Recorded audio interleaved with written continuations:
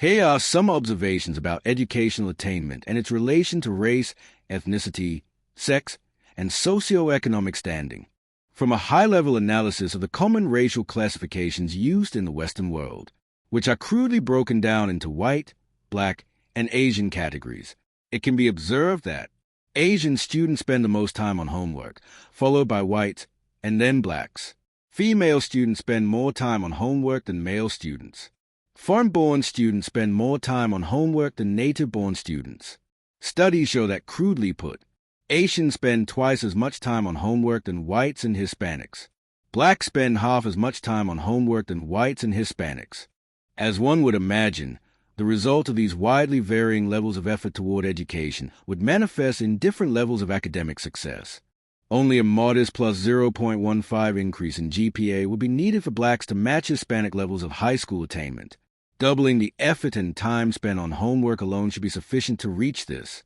Could doubling the effort increase the GPA average even more than a modest 0.15? Perhaps it could be sufficient to reach white levels, which is a 0.4 increase in GPA. Let's not stop here.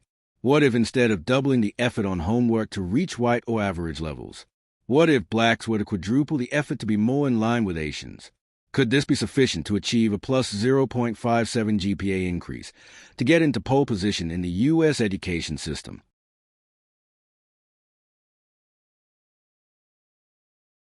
In addition to racial differences in effort and attainment, there are also gender differences. Teenage girls tend to spend more time on homework, socializing, and performing chores, while teenage boys spend more time with leisure, in particular screen time. As expected, this difference in effort also correlates to outcome at the GPA level, with girls attaining consistently a 0.2 GPA lead above boys. So if boys match the effort that girls put into school or activities outside of school that are conducive to educational and cognitive development, perhaps this 0.2 GPA could be closed. Furthermore, as expected, there is a disconnect between foreign students and native-born ones. Foreign-born students spend more time on homework than native-born. The difference is slightly larger than that between males and females. So, while we cannot be sure of all the factors influencing educational attainment and future success in the job market and life in general, we can certainly see a clear pattern between effort in and results out, and can conclude that with increased effort among the disadvantaged groups would result in significant leveling up for the respected groups.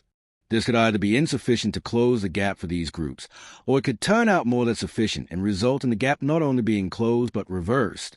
Or we may simply discover that all humans, regardless of race, sex, and immigrant selection, are pretty much capable of the same thing. Here's the thing. One must ask themselves, what are their personal goals and the goals for their community, nation, and the world in general? Sure, such potential leveling up of disadvantaged groups means increased competition for the status quo.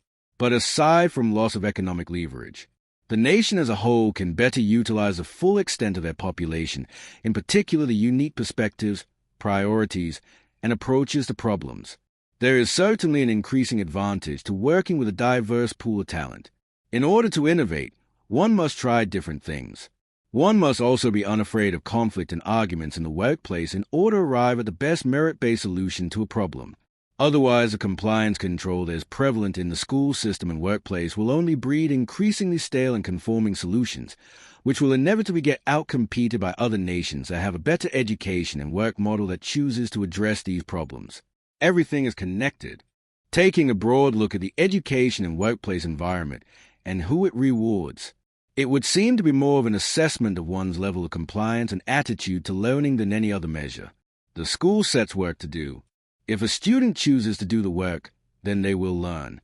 The school sets exams, which essentially test one's ability to recall what they have learned.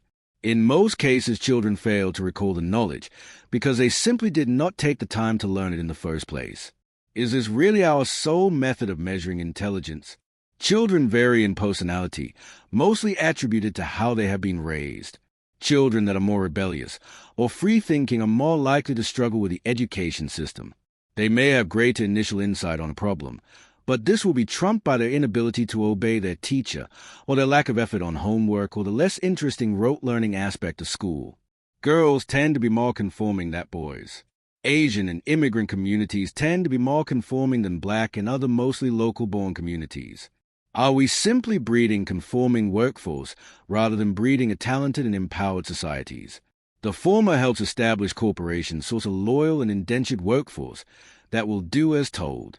The latter empowers random individuals that are gifted. From an elitist point of view, this is economic loss for the status quo, but economic and technological empowerment of the nation as a whole. When do you think the 19th century factory-style schools, universities, and offices will evolve to something more empowering for the individual and for the system?